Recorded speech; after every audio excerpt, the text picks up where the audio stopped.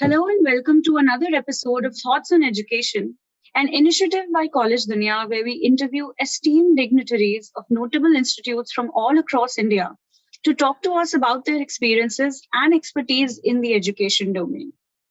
Today we have Dr. Leena Chatterjee to share her thoughts with us. We welcome you, ma'am. Thank you. I would like to begin the session by enlightening our audiences with a brief introduction of yours.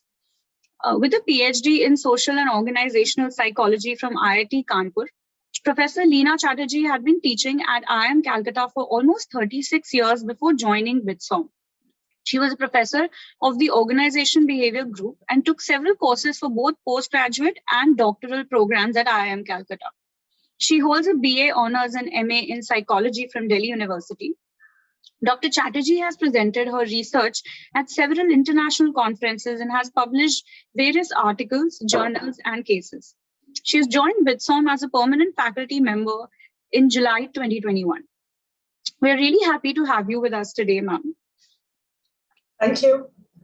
Beginning with the interview, my first question for the day is how difficult was it for you to move on from IIM Calcutta, considering that you've been associated with the institute for the past 36 years and you've given your heart and soul to it? So if you can just enlighten us a bit about that. Well, it's almost 37 years actually. But anyway, actually, I superannuated from IMC. So it was something that I knew was coming, that I would retire on the 30th of June, 2021. So I actually, I don't feel that I have left IIM Calcutta at one level. I carry IIM Calcutta in my heart. So my, IIM Calcutta is in Joka. It's a place in Calcutta where IIM Calcutta campus is situated. And I always say my heart beats for Joka. All right. So it's an institute where I've spent my entire life. I met my husband, who was a colleague. I lived on campus for about 18 years. I've taught for so many years. So certainly, IIM Calcutta is very much a part of who I am. But having said that, I am so happy and excited with the new opportunity that I have got. And in fact, it was an old student of mine, Dr. Ranjan Banerjee, who invited me. He's the founding dean of BITSoM. And he invited me to embark on this very exciting journey of creating a new global management institute with him. And it was, it was such an interesting project that I had initially thought that I was not really going to take up any assignments.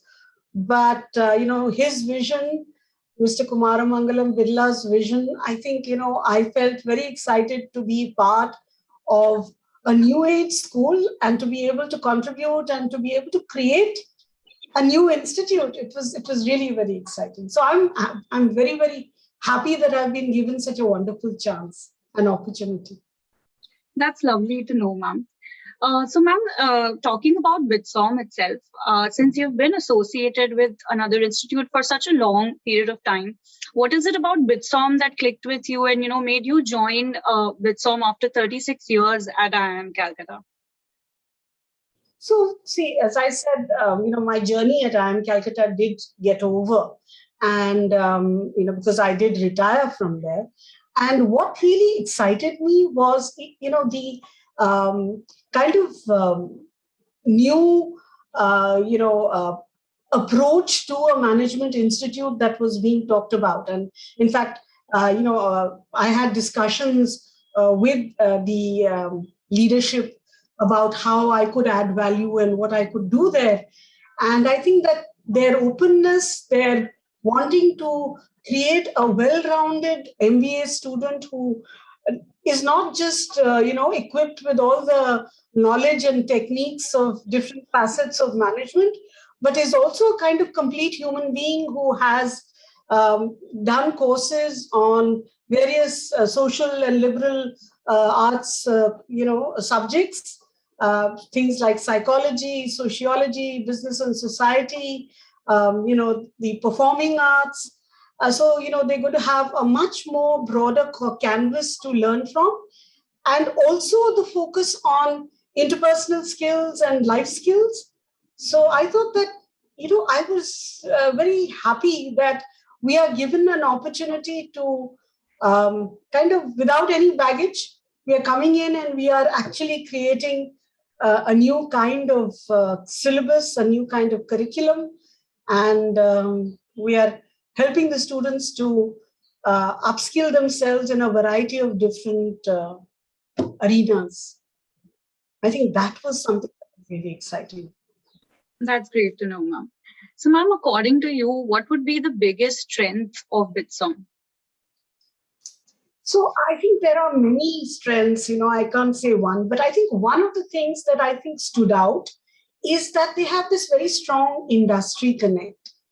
And I know that, while they were designing the curriculum, they really took a lot of inputs from industry. And the other thing that, I really appreciate is that, in the curriculum, there is a not opportunity for students not just to do a summer placement at the end of the first year, but there are these live projects that they will be working on. We've identified that each student has to go through 2 live projects in the year. And they are being given the opportunity not just to learn in the classroom, but also learn through experiences and by applying their concepts in the field. So these live projects, we are thinking that we want them to work in the social sector as well as in the corporate sector. So we want them to be exposed to real life problems and to get into real life problem solving. So that experiential learning, I think, is really going to be one of the very important strengths of the institute. Not just learning, but also doing. Yeah. That's great, ma'am. Ma'am, I also like to understand your views on block teaching at BITSoM. So this is the exciting thing of being part of a kind of a startup in the education field, that you're able to play around with the pedagogy. You don't follow a sort of rigid format that used to exist, etc. So I think that one of the thoughts behind the block teaching approach is to get students to really immerse themselves in a subject across 2 weeks, and it also allows the faculty to kind of work with the students continuously and to share concepts, teach, do assignments, discussions, case studies, etc. And one of the advantages also of doing 2 courses to get just 2 courses in a block is that it also gives students time to reflect. It gives time students to do live projects. It gives students time to actually assimilate the learning so that they're not running around from one subject to the other. They're actually kind of immersing themselves. And I'm hopeful that it is going to be a positive learning experience, and I'm sure we are going to keep monitoring it and looking at it and seeing how it goes. Right. Now, I would just like to shift the conversation a little bit from the teaching at BITSoM to, gender equality and how we see very few women in business leadership roles, even in the current times, though there is a lot of progress that we've made as a country in terms of women empowerment.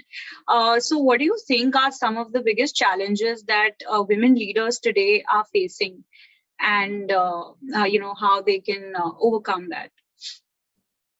Yeah, so I think that, for me, this is an area of both research interest as well as my interest in terms of teaching and training. At IIM Calcutta, I did start a 1-year program on transitioning into leadership for women managers, because you perhaps are aware of this term, the leaky pipeline, that, at entry levels, you have maybe 30 to 40% women.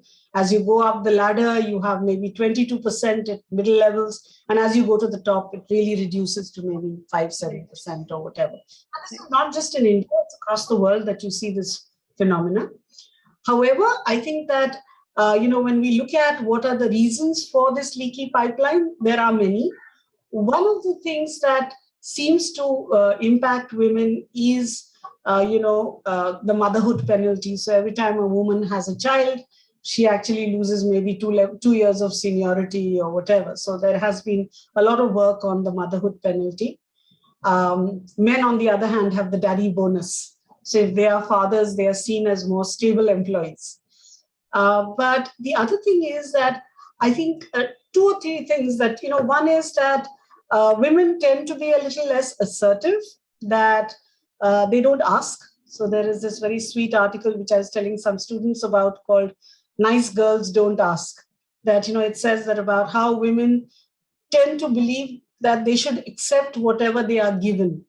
They're not assertive in trying to push for more, whether it's in terms of salary negotiations or in terms of better assignments or prestigious training or something like that. Okay. So I think that's because of perhaps one of the reasons could be socialization, that women are taught to fit in while maybe boys are taught to stand out and, maybe be more assertive. But having said that, I would say that today, it's pretty, it's changing as well. And I see a lot of people who are also lacking assertiveness. So that's not really always just about women.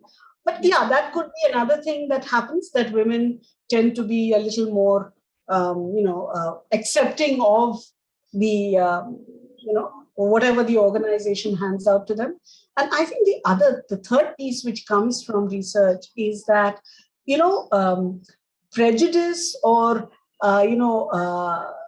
the gender bias has become more kind of hidden, or it is not as obvious, but it comes out in new ways. So, for example, most organizations will tell you that they are recruiting more women and they are looking for gender diversity in the system. So I think at entry levels, there is a lot of, focus on hiring women, but I think not too much is being done to retain them or to understand the special issues or problems that women bring to the workplace. So the workplace is still a man's world. And I think the norm is, the male and the male kind of role and things like that. So I think organizations have to do much more than just recruiting for diversity. I think that the hidden bias comes out in what I mentioned earlier, that you will find that very often it is the men who get selected for prestigious assignments and training. Organizations seem to be more willing to invest in men, whereas I would say that women tend to be more loyal to organizations. Actually, if they like an organization, they will stick to it much longer.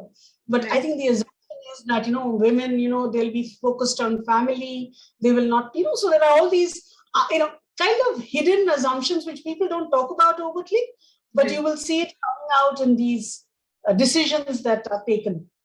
And ultimately, who are the people who get promoted? The ones who get those prestigious assignments, who get that special training. So it actually feeds into your promotion processes as well. Yeah.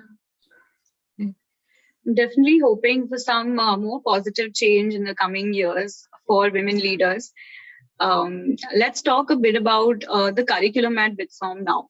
How do you plan to achieve a balance between hard skills and soft skills in the curriculum? So the curriculum itself has been designed to do it. So I don't know if you're familiar with it, but it has these 3 pieces. So I mean, so there are in fact more than 3 pieces. But one of the things is that the students do the basic core of business, all the different core courses in the first year. Then we have the specializations in the second year. And one of the specializations that we have, which is distinctive, is entrepreneurship and innovation. So we see that, young people are getting more excited and interested in starting up or joining startups. And I see this at IIM Calcutta as well. So I think that specialization is to cater to that group of students as well. Then you have the winning at the workplace module, which is what is so special about, BITSoM, that we have a separate set of courses on winning at the workplace. And these courses are actually about, a variety of things. Things like, workplace essentials, which is basically interpersonal skills. human skills, communication, persuasion, influencing skills. Managing conflict, working in teams, those aspects. There are some things about, the liberal arts. So you learn a little more about business, about, other aspects of the organizational context, society, about various aspects there. So you will have people, we actually have a balance between technical and analytical and interpersonal skills. I think we also teach critical thinking, design thinking. So I think these are courses that our curriculum has. Right. And ma'am, how do you think that the personal development plan will help the students at BITSoM? Yeah, so this is what's close to my heart. So when I thought I would join BITSoM, I thought that this was one thing that we could do because, when we thought about what is it that we want our students to be kind of known for, one of the things that we thought was that, in today's world, being agile, being a learner is so important, because you never know what the world will throw at you, or what are the kinds of contexts or situations that you will be working in. So you have to be willing to change, to adapt, to upskill, to reskill. And so therefore, I thought that, one of the things I could do was to kind of help each student to utilize their time, the 2 years at BITSoM, to identify learning goals for themselves so that they could kind of develop themselves as both individuals and as managers. And, at the end of 2 years, they would be more ready for the workplace. So basically what I'm doing is getting them to look at who they are right now. I'm asking them to look at where they want to go. What are the competencies and skills and standards that would be required for the kind of jobs or the kind of industry they want to go to? And then we identify the gaps, and then we develop the learning goals based on that. So it's not that, I'm here and I want to develop myself. It's I'm here, there is where I want to go, and therefore I need to develop certain skills so that I'm able to go there more easily. And so for that, I do a one-on-one session with each and every student at BITSoM. I'm doing one right now. Right. That's great. Yeah. Helping to actually giving them feedback. We've done some psychometric tests. We've done some work with them. So I'm getting them to look at themselves. I'm helping them with their plans, making it more executable, doable, questioning them, strengthening those personal development plans. It definitely sounds like a very well thought out personal development plan for all the students, as they would only be individually comparing their own journeys, and that will lead them to their desired goals. So that's great. And so currently BITSoM, I believe, does not have an HR specialization, right? So are there any plans around incorporating that as well? So I think, maybe it's a little early right now, but I think we would consider the possibilities, right? And now that I'm here as well, I would be very happy. But I think that right now there's so much to do because, we are just starting off and we want to do whatever we are doing very well. But yes, I do not say that in the future we will not. I think it is a possibility that we will actively consider. Sure. Ma'am, to end the interview on, a note where I would like to understand what are your areas of interest in research currently, and if you can just elaborate on those a little bit for us.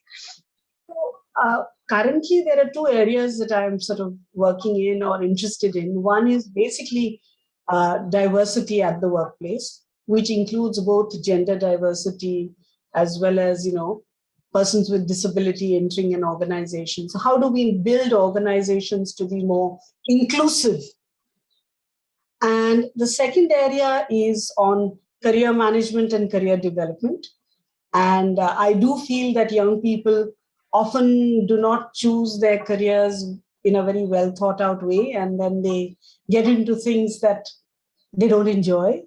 And I think that it's important to love what you do or to enjoy what you do, because then you're probably going to bring more to it.